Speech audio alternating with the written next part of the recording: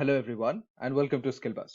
दोस्तों, आज के वीडियो में मैं डिस्कस करने वाला हूं किस तरीके से नेशनल इनकम को कैलकुलेट किया जाता है। पूरा जो देश का इनकम है वो किस तरीके से कैलकुलेट किया जाता है।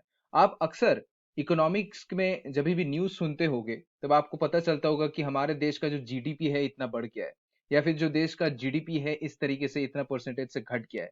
तो ये जीडीपी का कैलकुलेशन किस तरीके से होता है, और जीडीपी से रिलेटेड जो टर्म्स है जैसे कि जीएनपी, एनडीपी, एनएनपी, ये सब का क्या मतलब होता है। बेसिकली ये जो होल कैलकुलेशन होती है किस बेसिस पे होता है और किस तरीके से ये इंपॉर्टेंट होता है, ये सारी चीज हम इस वीडियो के थ्रू डिस्कस करेंगे। So my name is Sabyasachi and with no further due let's begin. तो सबसे पहले एक छोटा सा क्लिप दे रहा हूं आपको मैं क्या क्या चीज मैं इस वीडियो में डिस्कस करने वाला हूं। सबसे पहले मैं नेशनल इनकम क्या होता है और क्यों हम लोग नेशनल इनकम को कैलकुलेट करते हैं इसके बारे में एक छोटा सा डिस्कशन करेंगे।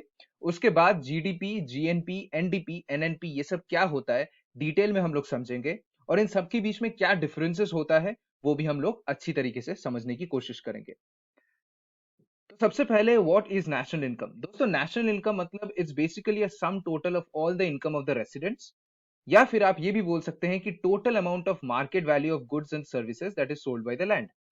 फॉर एग्जाम्पल, आप इस चीज को सोचिए कि जब नेशनल इनकम कैलकुलेट किया जाएगा मैक्रो बेसिस में, ऑब्वियस सी बात है जो हर एक रेसिडेंट है उसका इनकम को आप जोड़ के नहीं बना सकते, क्योंकि हमारे जैसे देश का 130 करोड़ की आबादी है। तो सबका अगर आप नेशनल इनकम, सबका अगर आप इंडिविजुअल इनकम पकड़ के नेशनल इनकम निकालोगे it would be very difficult.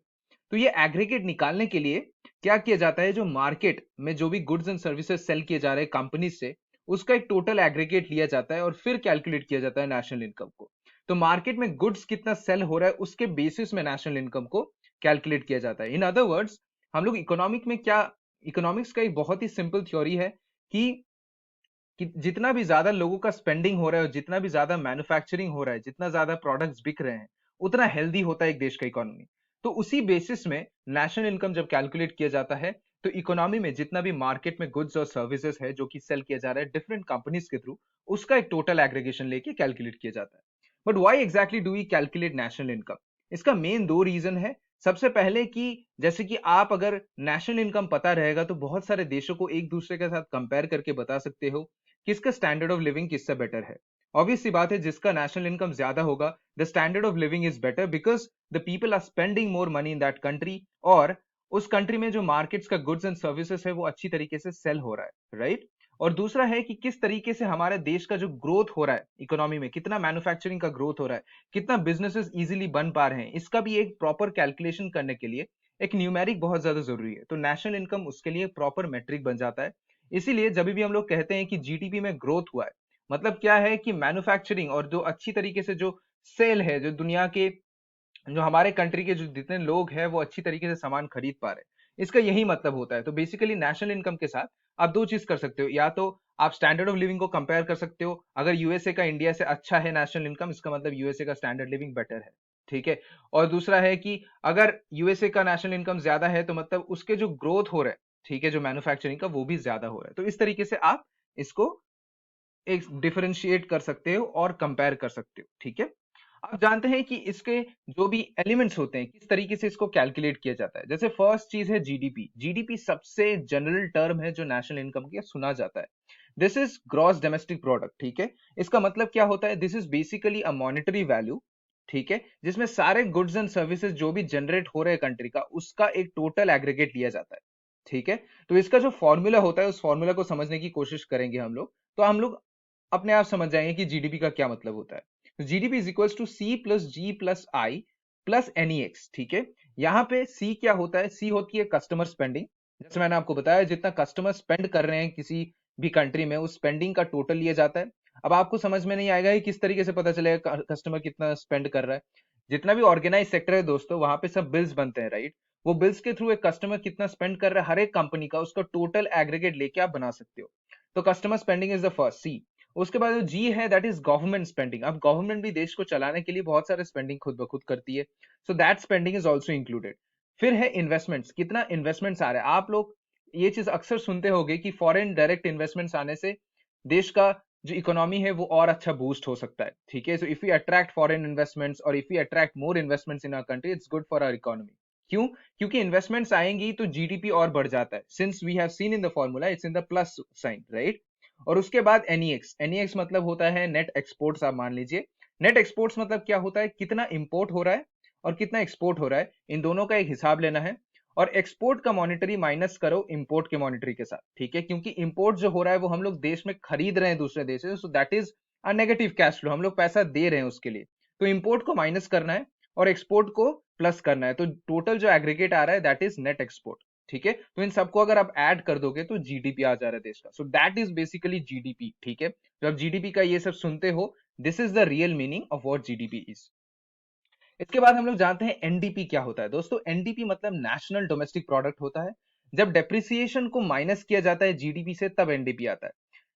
GDP मतलब होता है ग्रॉस, और नेशनल डोमेस्टिक प्रोडक्ट जो होती है वो एक तरीके से नेट है, ठीक है। तो नेट जब भी आपको कैलकुलेट करना होता है इकोनॉमिक्स में, जैसे कि अगर आप किसी पर्टिकुलर कंपनी का अगर आप नेट प्रॉफिट निकालना चाहते हो तो ग्रॉस प्रॉफिट के साथ आप डेप्रिसिएशन को माइनस करते हो। अब डेप्रिसिएशन मतलब यहाँ पे क्या हो रहा है, जैसे बहुत सारे बिल्डिंग्स है देश में, बहुत सारे मशीनरीज है जिससे गुड्स बनाया जा रहा है।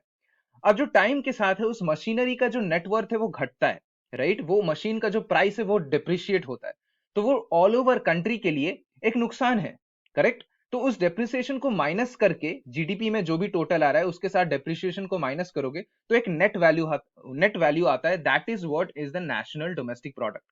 बहुत ही इंपॉर्टेंट चीज है ये, क्योंकि अच्छी तरीके से फिर समझ में आता है कि क्या क्या चीजों का डेप्रिसिएशन हो रहा है, because that is also very important, right. तो ये होता है नेशनल डोमेस्टिक प्रोडक्ट। आप जानते हैं जीएनपी क्या होता है? दोस्तों जीएनपी का फुल फॉर्म है ग्रॉस नेशनल प्रोडक्ट, ठीक है। जीडीपी के साथ ही सारे चीज कनेक्टेड है, तो इसमें क्या होता है, this is basically the value of all goods and services made by the country residents regardless of the location. अब तक जीडीपी में जो पढ़े हैं हम लोग, GDP has a complete aggregate of what ever is happening inside the land of this country, ठीक है। लेकिन लैंड के बाउंड्रीज में भी बहुत ऐसे हमारे इंडियन सिटीजन है जो यूएस में जाके काम कर रहे हैं, जर्मनी में जाके काम कर रहे हैं। तो वो जब टैक्सेशन पे करते हैं या फिर उधर से अगर कुछ पैसा मिलता है तो उसका भी एक प्राइस हमारे कंट्री में आता है, right. For example let's say कि बिग बैश में जो ऑस्ट्रेलियन क्रिकेट लीग होता है वहां पे विराट कोहली को चांस मिला खेलने का। तो विराट कोहली जब वहां पे जाके खेलेगा तो ऑब्वियस सी बात है वहां ऑस्ट्रेलियन डॉलर्स में उनको पेमेंट किया जाएगा। लेकिन वो जो पेमेंट होगा वो इंडिया में आके टैक्सेबल होगा, क्योंकि वो इंडियन है तो उसको जो पेमेंट हो रहा है वो इंडिया में टैक्सेबल है, ठीक है। तो ये जो हो रहा है इससे क्या है कि बाहर के रहने वाले काम करने वाले लोग भी इंडिया को कंट्रीब्यूट कर रहे हैं। So what ever income is इनफ्लोइंग from the outside resident is also calculated in this, right. अब सोचो कि आपका एक कंपनी है जो कंपनी इंटरनेशनली काम करता है, आप एक इंडियन कंपनी चलाते हो जो इंटरनेशनली काम करता है। तो इंटरनेशनल में जो पैसा बना रहा है वो भी तो इंडिया में लायबल है ना देने के लिए, उसका भी टैक्सेशन। तो वो भी जब आती है तो दैट इज ऑल्सो कंसिडर्ड, ठीक है। अगर सोचो एक कंपनी है जो विदेश में काम कर रही है तो उस कंपनी का प्रॉफिट्स भी हमारे देश का हिस्सा है, राइट। तो उसमें भी उसको जोड़ा जाता है। सो the income flows that is coming from outside minus the income flows that is going out. जैसे कि फॉर एग्जाम्पल अगर विदेश से कोई प्लेयर आके खेल रहा है हमारे आईपीएल में, जैसे कि एबी डिविलियर्स आके खेल रहा है, तो जो पैसा हम लोग दे रहे हैं वो आउटफ्लो हो रहा है हमारे कंट्री से, तो वो उसको माइनस करो तब आती है जीएनपी, ठीक है। तो GNP equals to GDP plus net income flows minus net income outflows, ठीक है। मतलब जो भी रेसिडेंट्स बाहर रह रहे हैं हमारे कंट्री के उनका जो एडिशन हो रहा है माइनस जो बाहर के हमारे देश में आके काम कर रहे हैं वो हमारे देश से माइनस हो रहा है, तो उसका जो टोटल हो रहा है दैट इज जीएनपी। आपको शायद समझ में आ गया होगा, राइट। तो अब ये चीज जानना जरूरी है कि जीएनपी जो है हमारे देश का जीडीपी से हमेशा कम होता है। The reason because of that is net income outflows हमारे देश का ज्यादा है, मतलब बाहर से लोग ज्यादा आ रहे हैं और हमारे जो पेमेंट बाहर के कंट्रीज को है वो ज्यादा जा रहा है। मतलब बहुत सारे आप देखो अमेजोन, फ्लिपकार्ट, ठीक है, फ्लिपकार्ट को छोड़ दीजिए, अमेजोन, माइक्रोसॉफ्ट, ऐसे बहुत सारे कंपनीज है जो बाहर के हैं लेकिन हमारे देश में ऑपरेट कर रहे हैं। तो हम जो प्रॉफिट बना रहे हैं वो बाहर के देश के लिए बना रहे हैं। So the income outflows is obviously more, ठीक है, then the net income inflows, because of which GNP हमारे देश का जीडीपी से कम है। उसके बाद लास्ट में जानते हैं the final thing and that is NNP. NNP होता है GNP minus depreciation on capital goods, ठीक है। अब जैसे हम लोग एनडीपी पढ़े थे, ठीक है, एनडीपी अगर हम लोग जाएंगे तो आपको दिखेगा that NDP was GDP minus depreciation.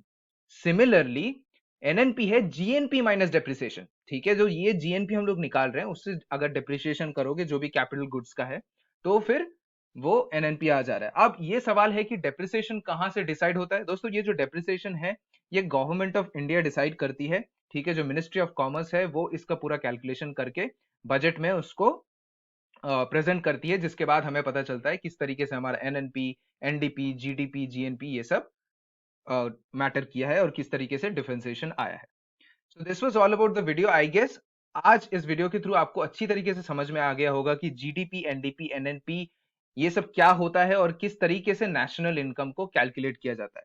अगर आपको ये वीडियो पसंद आया, give it a like and share it among your friends, और ताकि सब लोगों को पता चले कि किस तरीके से नेशनल इनकम कैलकुलेट होता है। Thank you everyone, stay healthy and stay safe.